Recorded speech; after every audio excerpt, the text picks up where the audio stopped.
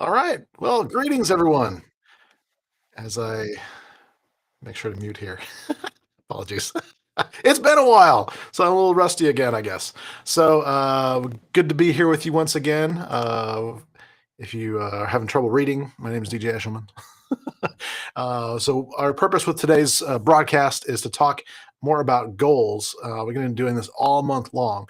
The idea is that I just wanted to share some things that are going on uh, with me, but also just kind of more about the journey, about how I got here and how setting goals has been part of that. And largely, my focus with this really is going to be centered around people like myself that work in information technology that are maybe feeling like they can't set goals or they don't have any point to doing so, that sort of thing. So I want to address some things and give some strategies for success that have helped me over the years.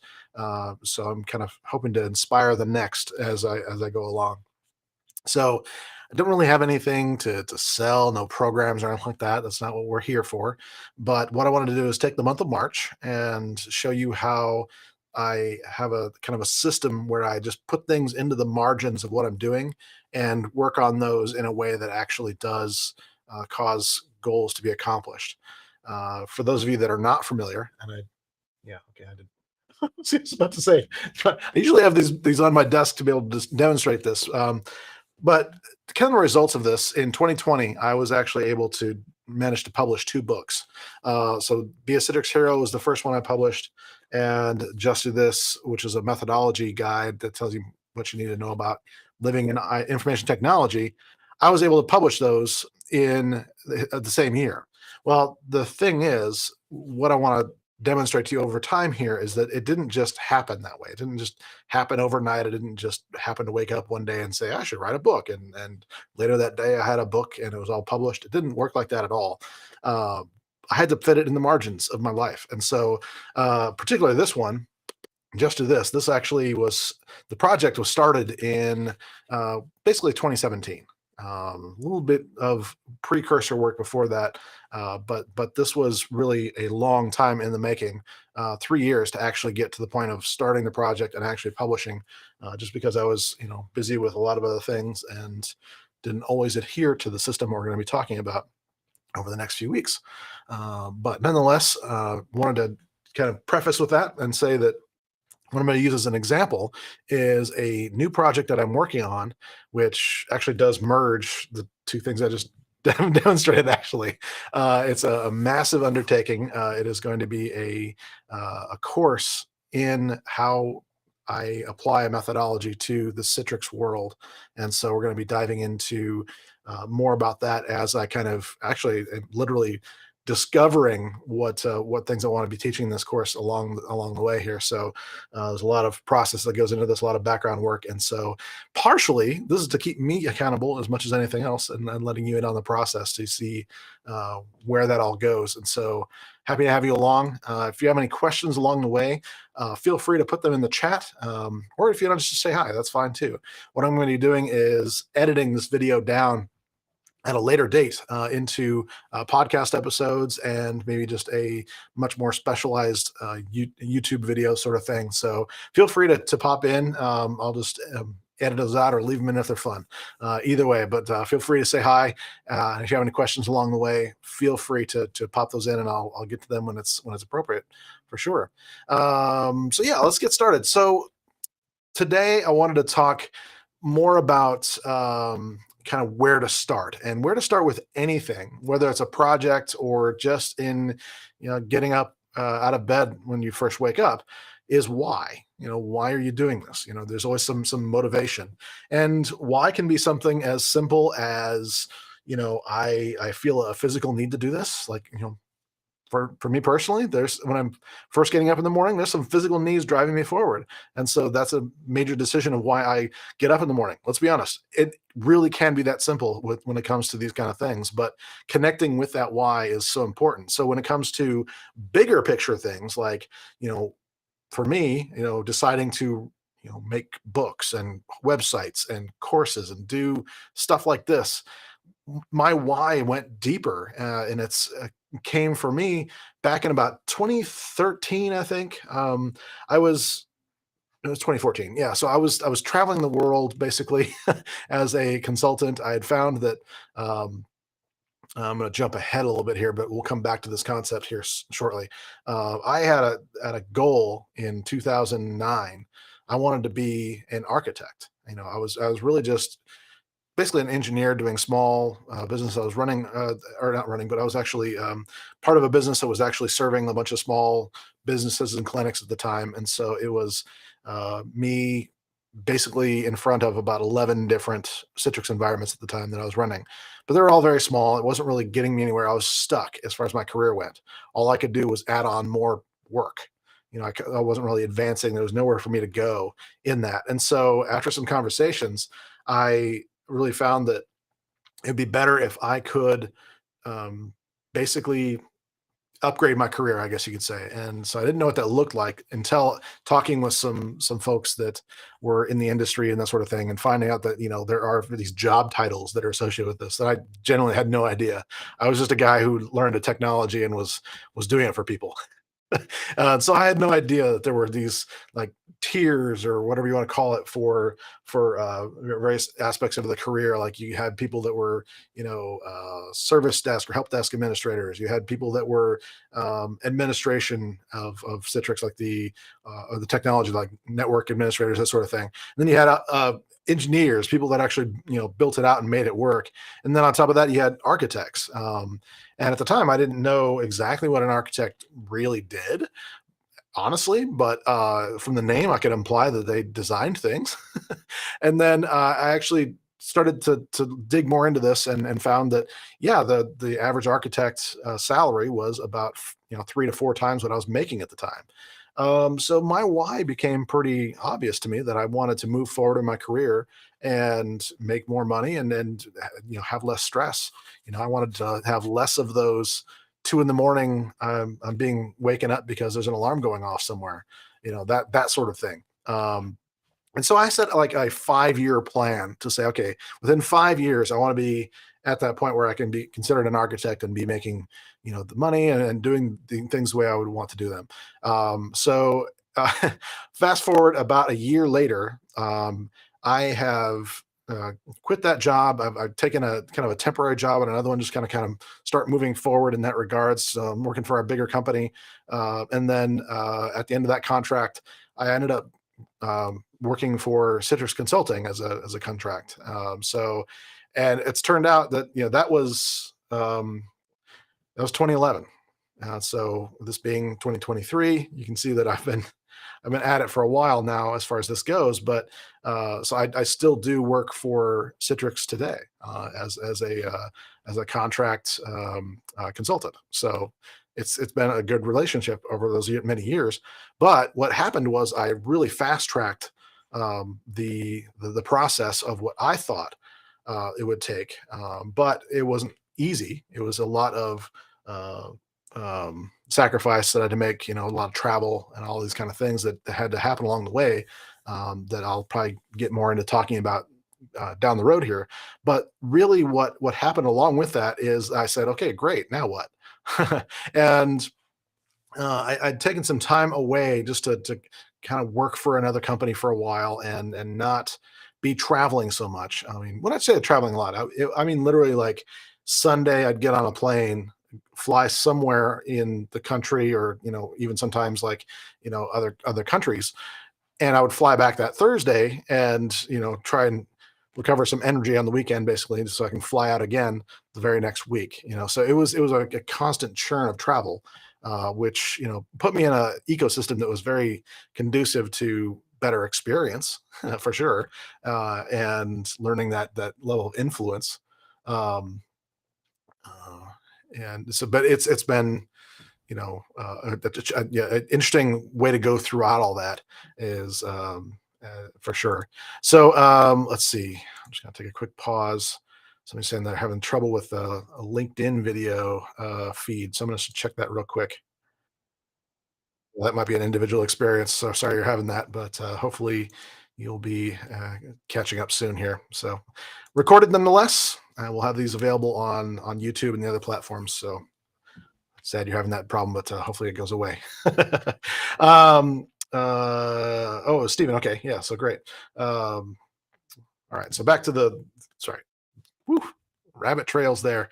Uh, so in a nutshell, with the what am I trying to say here? The experiences of travel and whatnot, it really felt like I'd already gotten to a level and I didn't know what else to do.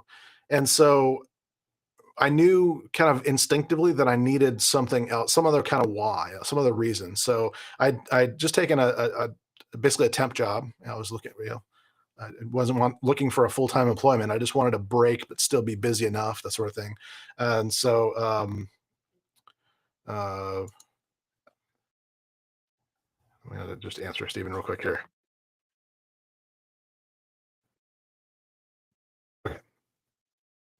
All right, so just wanted to assure people that it's okay if you don't miss this, if you're not live. And there's other opportunities, by the way. We'll be doing other these broadcasts. I'm going to try and do these 2 times a week, all throughout March. And so if you ever have any questions about a previous video, please feel free to address those in another session. I really want to be able to answer your questions. So in 2014, after a long period of travel and just really getting a lot of things done that I'm going to talk about here soon, in either in this video or the next one, we'll see.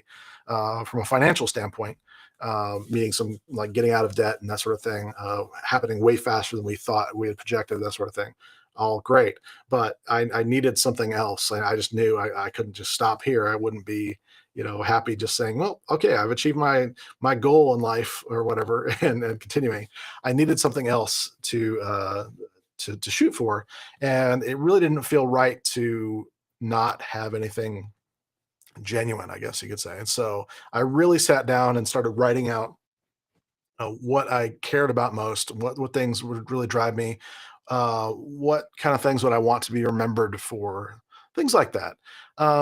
And ultimately, what I came to the conclusion of is that I wanted to leave the world better than I found it.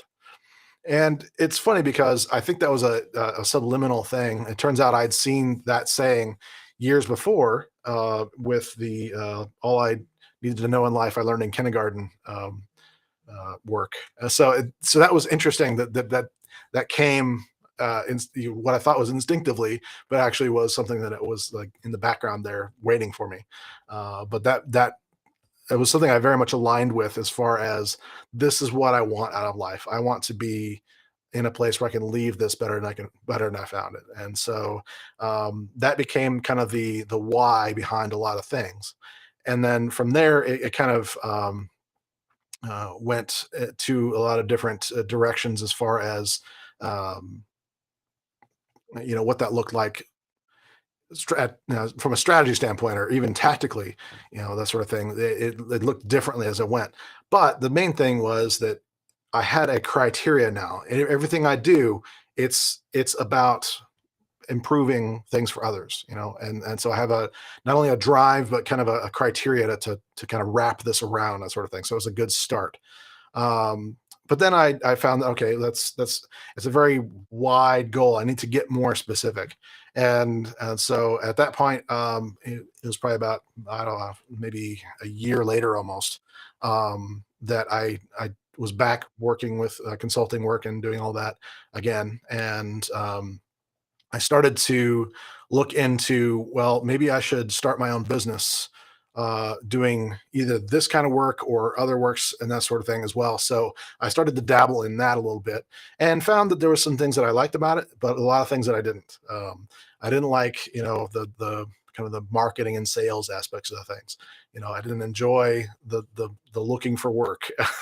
you know, I like I like being the one that was, being able to just provide the work, even if I wasn't making as much of the money, it didn't matter to me as far as that went. I was still doing fine, which was interesting. But at the same time, I started to think, okay, well, am I being restricted in some area where I could give different answers or be put more of myself into the work? And so I started a consulting company that I called Belt of Truth Consulting or Bot Consulting, if you like to shorten that down. So I started that whole process and had a few clients, nothing really major, but honestly, it really just was something that I wasn't truly inspired by. It wasn't really what was really driving me. I didn't feel like it was making any kind of real difference. Um, and it was about 2016, I think, when I ran across a gentleman by the name of Michael Hyatt, and he had an online summit that was going on that exposed me to a lot of the what people are doing. Like you see a lot of people like myself and others on like LinkedIn and YouTube and whatnot, where we have a business. Some people call it being an influencer. This is not really what I'm after. I'm more of like a digital entrepreneur as far as that goes. I mean, I wanted to just be able to say, okay, how can I take what I've learned and make that something where I can hand that to others and let them uh, be successful at it after me.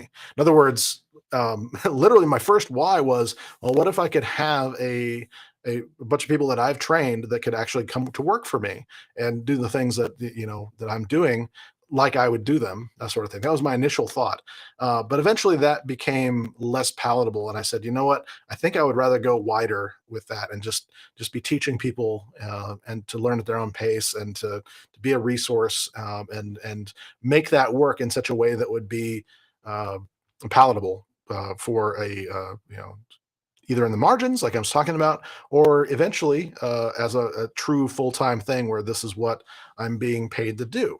So that's really the thing that has been driving me forward the last few years for sure. Is those notions, but that came from knowing my why, knowing okay, this is what I care about.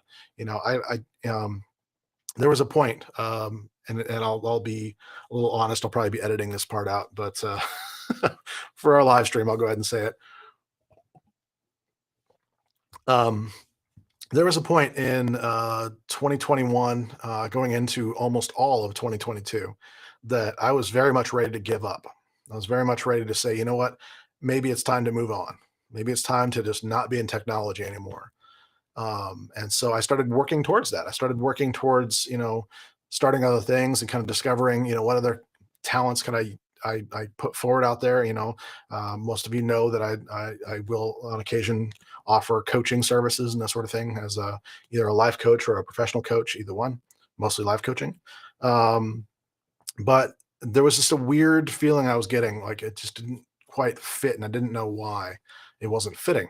And so what ended up happening was I really stopped to ask myself, okay, what is the real why here? What is the real thing that's going on? What is really kind of driving me forward? I guess you could say with this.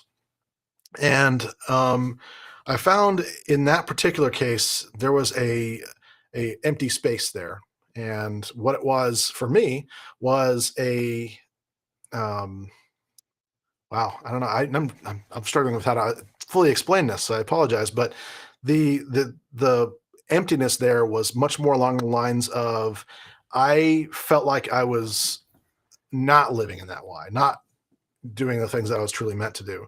Not doing the thing, not following up with what I said just because it got a little difficult. All these kind of things went through my head.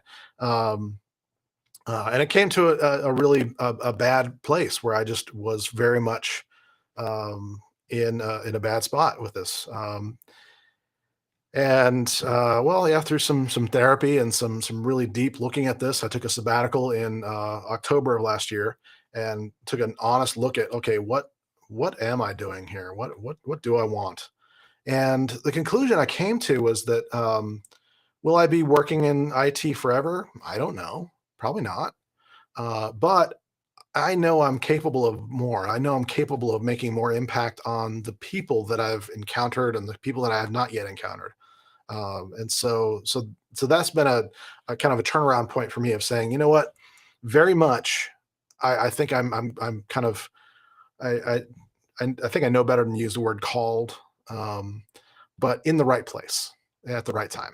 This is the right time for encouraging people in information technology, not just only teaching them new things about the technology, but encouraging them to be, better and complete people in information technology in general.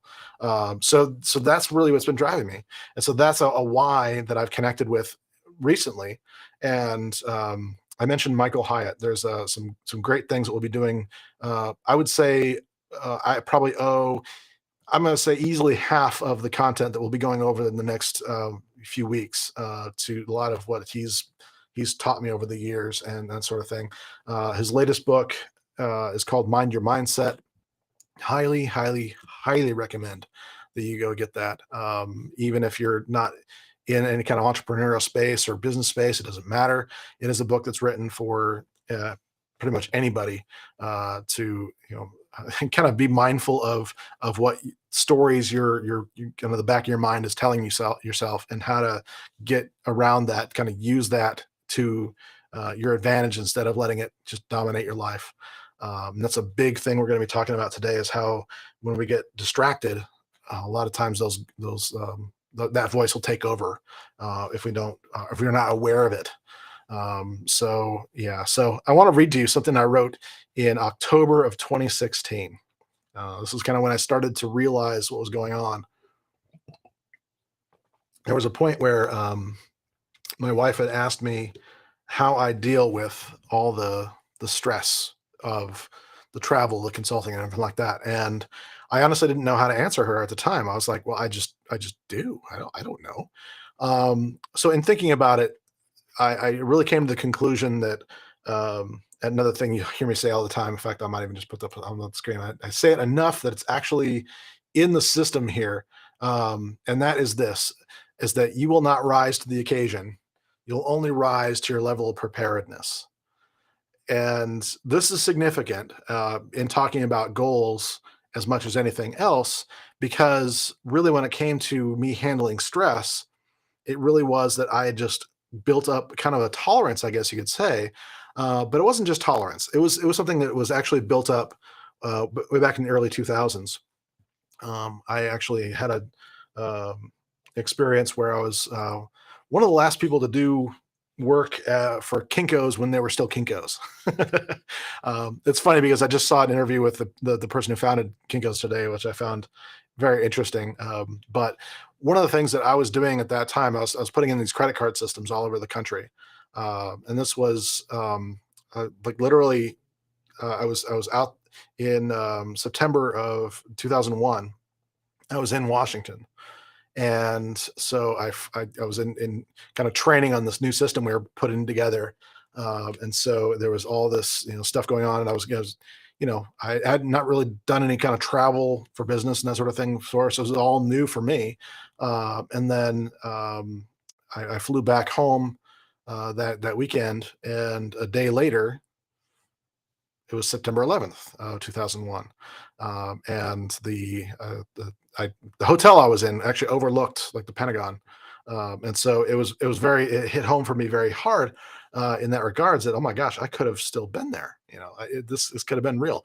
But it was that was like a first kind of thing I can think of where I started building up a tolerance. So traveling in that world at that time and doing so every week built up a level of preparedness, I guess you could say, in my life. But also, what ended up happening was I was exposed to more and more logistical challenges and things like that. That I had to learn how to basically laugh my way through things. And the um, the project manager I had at the time, one day I remember her saying to me, like, "How do you do that? How do you just laugh your way through these things?" And I remember saying something to the effect of, "I've just come to realize that it's something I can do, and it's kind of like what I can control is my response to it, that sort of thing." Years later, I would read Viktor Frankl and his experiences in the concentration camps and that sort of thing, and finding that the only real agency that he had was how he responded to people. And so taking all that into, okay, how did I get to this point of being able to handle things? How do I get to the point of being able to just freely get on a live conversation and talk to people without worrying about sounding like a bumbling idiot, like I probably do sound like right now, is I have learned to be okay with things. And so what I wrote in 2016 was, all the successes I have had in life have not come all at once. And have not come by accident. It's easy to get lost in wanting the end goal so badly that we put everything we have into it, only to get frustrated when we fail. And what I went into, just not to bore you with all the details here, is all the different ways that I kind of went through this process in various areas of my life, and realized at that point that, I was, even though I wasn't really good at articulating it at the time, I was really good, or getting really a lot better about setting goals and taking them one step at a time. So, some examples here, um, in our finances, my consumer debts had become way out of my comfort. About $70,000 or so of consumer debts and school loans. And so, the first thing that my wife and I did when we got married is actually work our way out of debt. The process started about 6 months before we got married. I started just pounding away at it, and I have Dave Ramsey to thank for that. And so he has a baby step process that worked really well for me at the time. It was something that actually did work where other strategies were not working, and for it in terms of being able to take it one step at a time.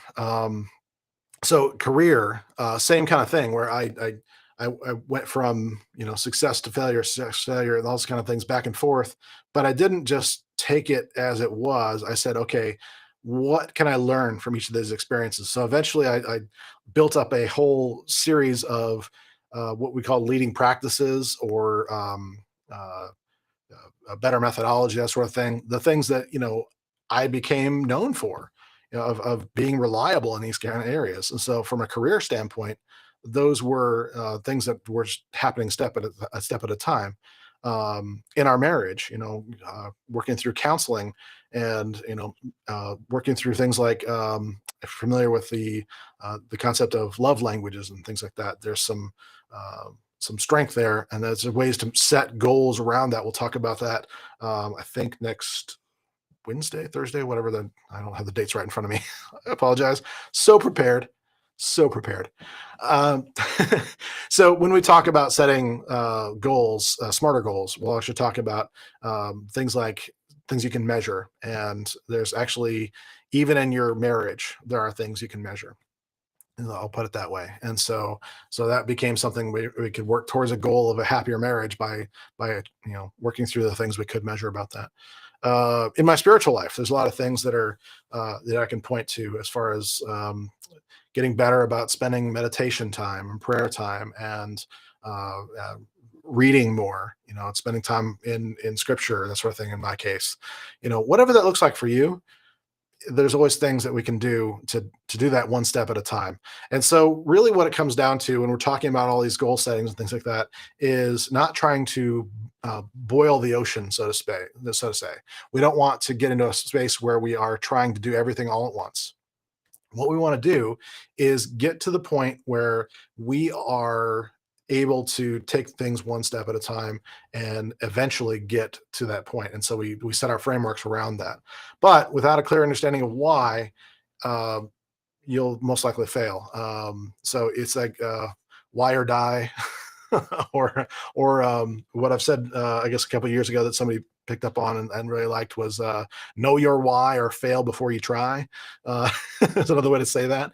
Um, I guess I like pithy little sayings. I guess it's just my thing. I should be like, I really should get into the t-shirt business, shouldn't I? Yeah. But anyway, that's another story. But anyway, no matter how well you define your goals or think you've defined your goals, if you don't really have a good um, uh, care about it, if you don't actually care about those goals, it doesn't matter how skilled you are in defining them, it's not going to happen. And this is something that I'm relearning this very year. Um, Behind me, you'll see my, actually, I'm taking somewhat of a risk by showing everybody this, but this is my goal calendar for the year. This is the bunch of things, and you'll see there's some things that are actually written down, and then most things are on little post-it notes. Um, Initially, the post-it notes were so that I could figure out where I wanted things and then write them down and make them more ironclad. Well, this particular year, what I've been finding is that I need to be cognizant of what I can do from a emotional and mental state. And so I've been very much limiting my efforts. And so for this first quarter, I decided that, you know what, we're going to focus completely on consulting work as far as the primary. And then if other things fit in the margins well enough, great, then let's do that. And so that's why I'm actually finally comfortable at this point with moving forward with these other things and talking to you about these things now, because I am very much at that point of comfort with it. But this isn't my primary goal. What I'm doing right now with you right now is not my primary goal. I mean, if it was, I would feel pretty sad that there aren't more people watching this live with me right now. But it's not that. That's not the goal. The goal is to having produced this and shared it for you, and then optimize it later down the road. That's the goal. So anyway, as far as that goes, it's not something that I'm. It's not I don't have a specific goal around this kind of thing. It's more of my goal is to make a certain amount of revenue from my consulting work over my first quarter to carry me through doing some other work as I go along in the year. Some work that we'll be talking about throughout this time. So if you don't actually care about your goals, that usually tells me one of two things. Well, I should probably more than two things. I'll be completely honest with you. It it tells me that as far as your goals go, or what you say your goals are, they may be something that is based on guilt, like you're setting a goal or what you say is a goal based on what you think you should be doing. And as Tony Robbins says so frequently, you have to be aware of this because you could end up just having should all over yourself, and we don't want that. So get rid of should. Obviously, that's not a good reason for a goal. It's not solid enough. It's never going to work. It's never going to be. It doesn't, like I said, it doesn't matter how good your plan is. If you're doing something because you feel like, well, maybe I should do this, that's not really truly good enough. You're not believing in that enough to make it really truly meaningful, even if you do achieve it. And so this is important. The other thing that you can sometimes end up doing is fooling yourself into thinking that the goal is something you will care about. So even if even if it's not something you feel like you actually want to care about, but you maybe don't. For me, I'll admit that weight loss has constantly been something like that for me. That I struggle with, like, caring about weight loss. When I see pictures of myself, I'm not so happy. Uh, but at the same time, I'm like, well, yeah, it doesn't seem to be enough to make a daily decision on that all the time. Um, it's just a weird thing like that. So sometimes that why is not really something that's really truly there enough to make it a sacrifice. Now, I'll say that after we get done with this video, I am going to be changing clothes and going to the gym. And initially, my why for doing that was, I want to lose some weight this year, and that's still true. I mean, I probably can't zoom in enough on the goals here to see my initial writing on that. But I had a bunch of I want to be this many pounds each month and have a reduction each month. I've crossed those out. I've crossed those out because that's not actually the goal. Weight is not my goal. There's a previous video I did on this where I described this more, and we'll get into that more when we talk about setting the smarter goals as far as that goes. But it's really not about that. That's not my why. Doesn't work. It's not actually something that it's something I want to believe in myself. I want to care about that myself, but the truth is I don't. The truth is I can be perfectly successful and loved and cared for and happy even not. But the one thing I can't be is healthy. And so that has been my bigger priority, getting to the point where I'm not as winded or winded at all, like going up the stairs or whatever, like little things like that. If I'm going to be doing more public speaking, which is a bigger thing that I've got coming up soon. In probably in the hopefully in the next year, I'll be doing a lot more public speaking. It's something that initial goal of this year that I've actually you'll see down towards December. That's become a parking lot for ideas, and that a lot of those have to do with public speaking because I'm like it's not a priority right now. But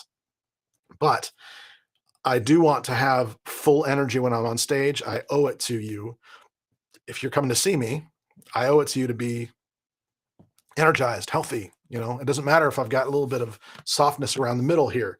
It really is about my energy, but also about my health in general. I've got some blood pressure problems and other things like that that I need to be taking care of better care of myself now that I'm getting to more advanced years. So that has become a better why for me. That's something that's like, okay, this is something where I can put the measures to it and I can actually care about that more. And why? I don't know why it is that I care about that more, but I can relate to that more effectively. Probably get into the deeper psychology of that, but it doesn't matter. The reality is that by acknowledging that as my why, that's true, then I can more effectively get to the gym. I can more do the things that for several years now I've said I care about. I said I care about my weight, and it fluctuates up and down. It's crazy because you know what? I feel like I should, or I feel like I want to, but I don't. There's some other things too, as far as setting goals as to why that come into this. And what I wanted to focus in on when it comes to people in IT is when people are setting goals for you. This is when it becomes very, very difficult. And so I wanted to kind of spend the rest of our time talking about that. Yikes. Apologize. My goodness. The joys of live is getting a dry throat all of a sudden. So the bottom line is for any goal to be successful, you have to be the one that's invested in it. If it's a goal that you are it depends on you to be successful, then you have to be invested in it. The problem with that is that sometimes, like I said, goals are set for you, or you'll have things that you need to achieve because of your employment or some other things too. I mean, this can even happen at home. I mean, you can have some things like not to be really simplistic about it, but there's some projects here at the house that I've kind of taken responsibility for. And so whether I do them or I have somebody else hired to do it doesn't really matter. I have the responsibility. So if I don't care about it, if I can tolerate, that there's this massive gap underneath our stairs where the wall had to be taken out, and it's not been repaired for a long time. I'm just going to tell you that right now. Uh, but the reality is that if I don't care enough to do that, if I'm not the one that's invested in it, then it likely will fail. Um, but the bigger thing here is that when you've been given something to do and you don't care about it, you lack something very important. And this is the word I've said earlier, which is agency. So to define that really quickly, so we're all on the same page, when I say agency, I mean a complete sense of self, that you are in control of your life and that you are in control of your circumstances. That can be tough. And going back to the Viktor Frankl example, where he found that his circumstances were not in his control, his body was not even under his control in the concentration camps. But what he could control was how he responded to it, and there was no way that anyone could change that. They could influence it, but they could not change it. And that is what agency is. And it sounds extreme, but when it comes to these kind of things, if you don't have that way you respond to things, then achieving goals becomes very difficult because it's basically leaving you as basically, forgive me, a slave. You're not doing work that you care about. You're doing slave labor. And so that's the difference in agency. It can be the same exact work, but if you can find a way to either respond to it differently or care about it differently, all of a sudden what you find is that it becomes much more easy to slowly break it down into other steps and smaller manageable steps and do this every day without feeling the dread and the drama of it. And this is what we're talking about and all this kind of stuff. So I'm just going to use from my world just because I live in it every day. So if you have been given a massive document from a consultant like myself that has a bunch of things that are maybe not ideal in your environment or that you need to build, you know, at a surface level, you could look at that and say, that's impossible. Why is he making me do all this work? You know, Hate that guy. I say this because I'm sure there's been times where people have done that. But if you dig in deeper, what I've probably also done is given you a breakdown of how to do this step by step. But that's the different story. It doesn't matter. I can make this as easy or difficult as I can. If you don't care about doing the work, if you don't care about, if it's not part of your why, doesn't exist there, then you don't have agency, and you will find ways. We think we're not in control of our schedule. We totally are. We're going to talk about it on Monday. Actually, we're going to talk about controlling our schedule, controlling our destiny in that sense, because it's very important to talk about, especially in information technology. It's very important. So when it comes to that agency, it really does come down to, if you're the one invested, then you'll be the one to uh, either do it or find others who can do it for you. But it doesn't matter to those that are those that are in charge. They just want the work done, right? They just want to move forward, and so they've given you that goal. And whether it's you, yeah, sometimes it's not possible that you have to be the one doing it. It doesn't matter. The point is, if you care about it enough, then it will move. But if you don't care about it, you'll find ways to not make it move. I've seen this way too often to think that that's anything but true. And people will say things all the time like, "Well, if I don't do this, I'll be fired," and blah blah blah. And I've heard that a lot too. And you know what? It turns out that it's not always true. All it takes is getting away with it once or twice and kind of setting that precedent that, oh, you've told me to do this, but you also told me to do this and this sort of thing. It becomes this whole mess of stuff that people have told you to do, and you remain there, but you remain there with no agency. You remain there with no way to really be in charge of your own life while you're there. You're just, spending amount of time that is just tragic. I hate seeing it. I've seen it so much these days where people are very depressed when they go into the office, and they're more depressed when they leave. You'd think they'd be happy to leave, but they're actually more depressed when they leave. Just the fight has been taken out of them. They're miserable. Again, I hate to be dramatic, but I have to say it. I've been seeing so much more alcohol, drugs. Yeah, unfortunately, I had was not part of a conversation, but close enough involved with someone who has been cheating on his wife, basically, because he just couldn't find a way to cope at home or at the office, and for some reason that just became an escape. So infidelity is a way to escape these kind of things, and it all becomes those kind of behaviors, and they very often will stem from this very concept of not having a true sense of agency when you're at work. And so even if you're not in control of your circumstances, you can always be in control of how you respond. Um, so the other thing about this is if you have goals that you depend on emotion or the way you feel about them being completed, that can be a bit of a problem with this. So there's things that you feel good about doing, like I was saying with the weight loss and things like that, or the fitness and that sort of thing that I feel better about, and so it's easier to do that to a degree because I feel good about doing it. But you can also have days like, well, last week I had several of them actually. I had about 3 or 4 consistent days where I did not feel like it. And so if you're going towards goals is very much based on emotion or how you feel about them, then it can be just as easy for that emotion to be replaced on a day-to-day basis. So just be aware of that. That's something where we sometimes have to set things up. And actually, so like I said, we'll talk about. I'll just kind of give you a teaser in saying that it becomes really important to write things down in a way that you're causing yourself to participate in those goals. I find a lot of people in information technology these days do not write their goals down. They don't even write their day-to-day tasks down. They just kind of keep it in their head, or they just wait for the scrum meeting in the morning, or whatever it is to define their priorities for the day. They don't really have a sense of their own uh, purpose in that sense. They really just are there to fulfill the next thing, next thing, next thing, next thing. And I don't want that for you. I want you to have a more fulfilled life, even if you stay exactly where you are and don't do anything to change your career. That doesn't matter.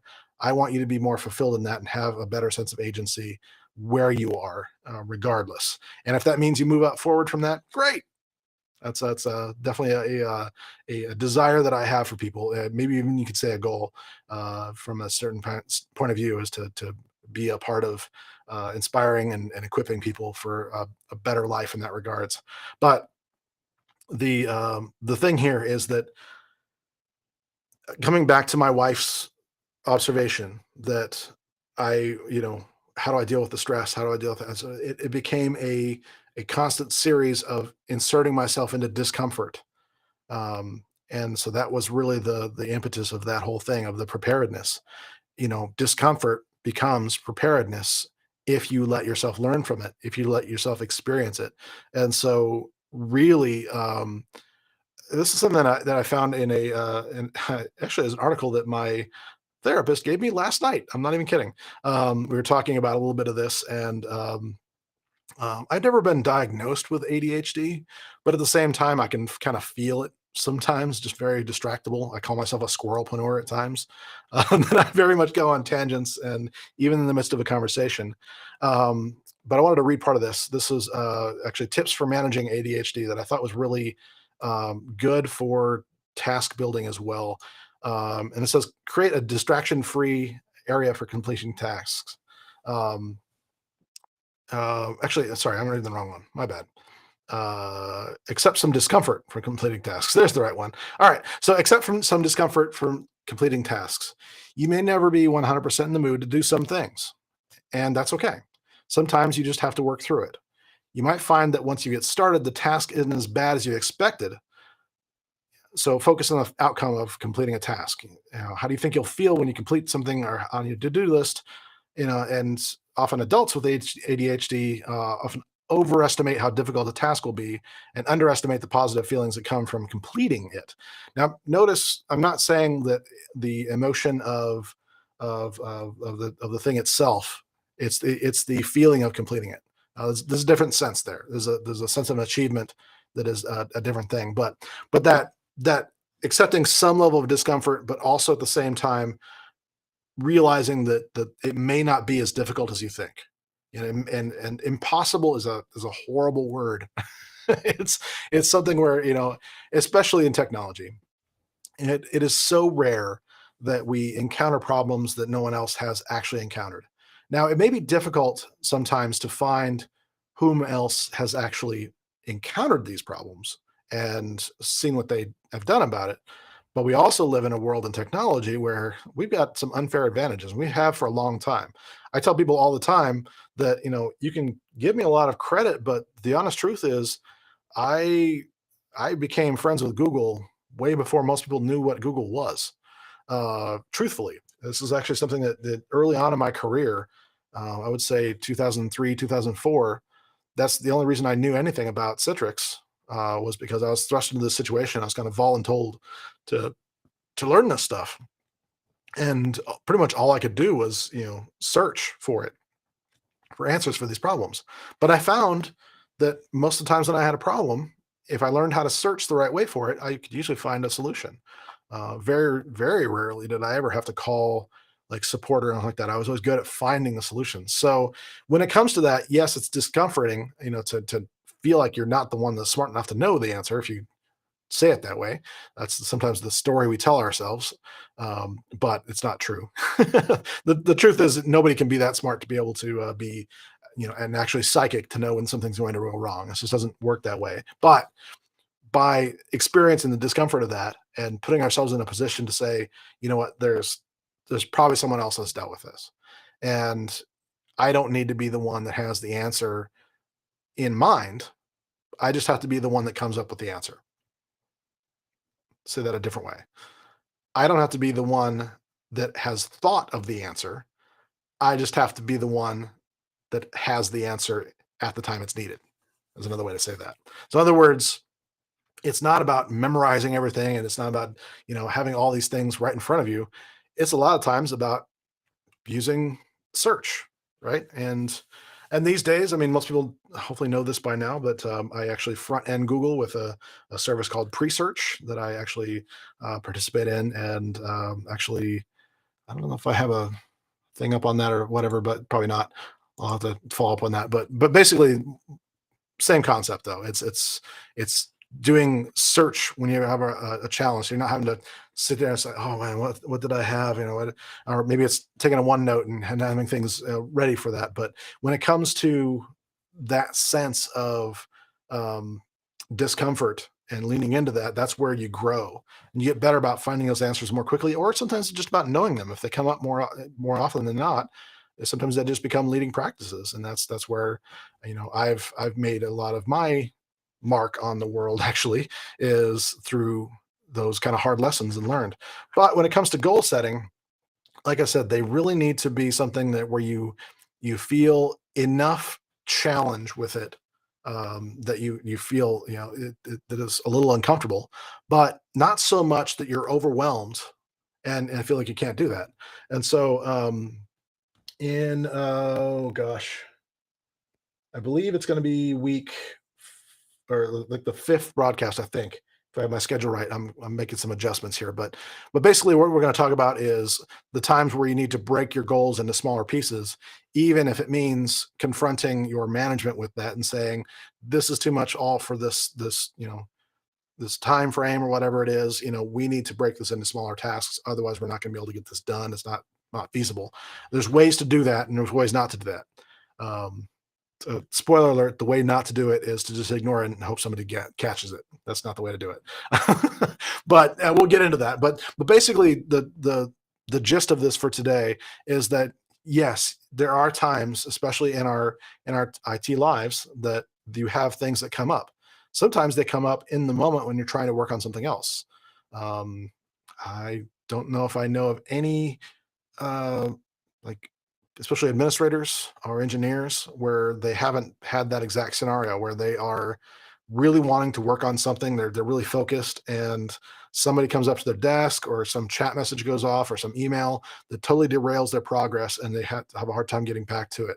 That does happen in information technology services, which is why we're kind of talking about living in the margins with some of these things. Sometimes there are goals where you have to say, I can't, I maybe can't focus on this, but it doesn't mean I can't get it done. It doesn't mean I can't set aside whatever I need to make this happen. Um, it's just a process of learning how to do that. And so, I'm not here to tell you how to be more productive at work necessarily. That's probably a more a deep discussion, or a kind of a more advanced. The people that are more skilled can probably be helpful for that. Maybe down the road we'll have some of those folks on with us or something like that. But the bottom line is that you can do the same things that I've done, and that really does come down to really uh, being truthful with yourself about why you're wanting these things to happen. So, what I wanted to do is give you a little bit of homework. And your homework for today is to take hopefully people have taken notes. I didn't say this from the beginning, but for all these sessions, I would highly encourage a pen and paper, or just like a moleskin notebook or something like that, to take notes. It's where it actually is working for you, and you're actually putting not only your ears and eyes, but also your hands to work in the same task all at the same time. Studies have shown time and time and time again that when you do that, your attention becomes much greater. So I do encourage that. But one of the things that I did want you to write down is being honest with yourself about goals you currently have, if any, if they're ones you really feel um, have come from you or not. And if not, well, let's start with the ones that have come from you. Check yourself against them and say, are the reasons why I have not achieved these goals more to do with the execution of these goals, or has it more to do with the why of these goals? Now, if there are things you're achieving and you're doing great with, I want you to note those as well. I want you to celebrate that, and we're also going to come back to a little bit of that. Oh my goodness, I don't have a week for this or a date set for this, but we're going to talk about the process of writing a little bit more, and we're also going to talk about celebrating those wins a lot more, and as far as those breakdowns and things like that. And so learning from the things you do actually achieve and how to set that as a precedent for the other things as well. So we'll talk about how I learned to apply some things in my personal life for goal achievement that I was able to actually set for goal achievement at my work life, if you will. So we'll talk more about that. So once you got that down, just analyze your why on those personal things. Now, for your work things, this is where it gets a little bit more difficult because a lot of times we don't feel we have a why. We have a why of, well, I just want to show up and get paid. And why are you making this complicated for me? That's what sometimes what it feels like as far as the why of doing things. The why becomes, well, I don't want to get fired. Yeah, so it's all things like that. So when it comes to things like that, I want you to ask yourself, two basic questions. One, do I have agency here? Do I feel like this goal has anything to do with me? Do I feel like I have any kind of thing I can control about it? And two, what can I control about this? What can I do to become invested in this goal? So that I would say is your homework for this time around. Again, we will be back on Monday. Actually, I'm going to look at that right now. I closed my calendar because I didn't want things going off in the middle of the broadcast here. So let us go and see exactly when the next one is. I think it is Monday at noon Central Time. So a little bit of a different. We're doing this at different times, not on purpose, but more to work around my clients' schedules. So my clients come first. So sorry, but that's part of my why. I feel like they should be given first priority over my time, not just because I'm getting paid for it, but because I care about their outcomes, and I genuinely do. I didn't think I did at first. I honestly thought this was just gonna be another job for me, but I've stuck with it for so long because I actually do care about the outcomes. So Monday at noon Central U.S. we'll talk about the concept of taking control of your present to rule your future. In other words, we're going to talk about getting things written down as far as your schedule and things like that, and getting a sense of control over your day. If we have the time, we'll get further into that. There's a concept called what gets scheduled gets done. So we'll introduce that, and then we'll come back to it again, most likely when we're talking about some of the smarter goals. But I think that having that concept in mind will be a big thing for next week. So that's Monday at noon Central, Monday, March 6th at noon Central. And then on Wednesday, March 8th at 2 p.m., that's when we'll start diving into the concept of smarter goals. You may have heard kind of in some industries, you'll have setting SMART goals. I believe expanding that is important. So I'm going to use the Michael Hyatt kind of endorsed way of setting goals, which is the smarter system. So very similar, just adding some things on to it. But anyway, I wanted to go through that because that has made a huge, huge difference in the way I approach things in the margins, especially. But especially for big life goals and for the big things. And so we'll start to talk about how I am using that system to break down a much bigger challenge of creating a 3-month online course. How do you do that? That sort of thing, and all the pieces of that, not only the content, but the topics, everything that's about it, and then also like getting people to actually be aware of it and that sort of thing. And so there's some pretty big challenges, and I've kind of set a timeline of April 10th for this. And so yeah, obviously, balancing consulting work and everything else I do with this is going to be pretty challenging. And so I'm going to be, giving you an honest look at some of this stuff, and showing you how I'm kind of going to get you behind the scenes a little bit on how I'm approaching all this, and hopefully we can both learn something out of it. I'll get the accountability, and you will get the example of how this can be done. So Let's look for that. So I will see you Monday for another video, but I will stick around. If anybody has any questions, you can put them in the chat. I'm going to go back to I think one of the platforms was not.